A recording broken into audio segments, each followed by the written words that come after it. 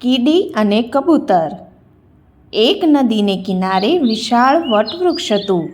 તેના પર વિવિધ પ્રકારના પક્ષીઓ કલરવ કરતા. વૃક્ષની એક ડાળ પર એક કબૂતર રહેતું હતું. કબૂતરની જાત શાંત અને ભલી. એકવાર તેની નજર અચાનક નદીના વહેતા પાણી પર પડી અને પાણીમાં એક કીડી તણાઈ રહી હતી. કબૂતરને દયા આવી ગઈ. તેણે વૃક્ષનું એક પાન તોડીને પાણીમાં કીડીની નજીક નાખ્યું. કીડી મહા મહેનતે તેના પર ચડી ગઈ એટલે તરત જ કબૂતરે પાંદડાને ઉંચકીને વૃક્ષ નીચે મૂકી દીધું. આમ કબૂતરે કીડીને મરતી બચાવી લીધી. કીડીએ કહ્યું, કબૂતરભાઈ, તમારો ઘણો ઘણો આભાર. આજે તમે મને બચાવી લીધી. આજથી આપણે બંને દોસ્ત. મારા લાયક કામ હોય તો કહેજો. કબૂતર હસી પડ્યું. તેને થયું, આટલી નાની અમસ્તી કીડીનું મને શું કામ પડવાનું હતું. છતાં તેણે કીડી સાથે દોસ્તી બાંધી લીધી. બંને ઘણીવાર ભેગા થતા અને પોતપોતાના અનુભવની વાત કહેતા.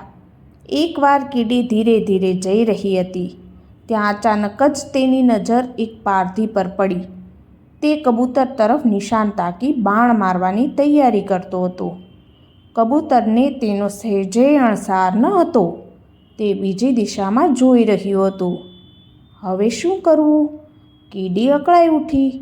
તેની બૂમ કબૂતર થોડું સાંભળવાનું હતું. તે કંઈક વિચારીને જલ્દી પારધી તરફ દોડી.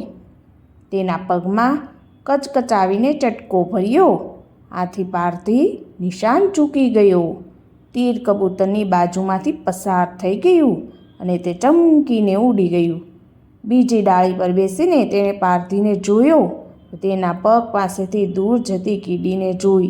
તે સમજી ગયું કે આજે કીડીએ પોતાનો જીવ બચાવ્યો છે. બંને વૃક્ષ પર ભેગા થયા.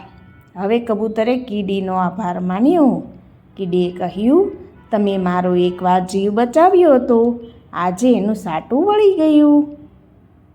આ વાર્તા પરથી આપણને એ બોધ મળે છે કે હંમેશા ઉપકારના કાર્યો કરવા. ક્યારેક એ કાર્યો આપણને દુઃખ અને મુશ્કેલીથી બચાવે છે.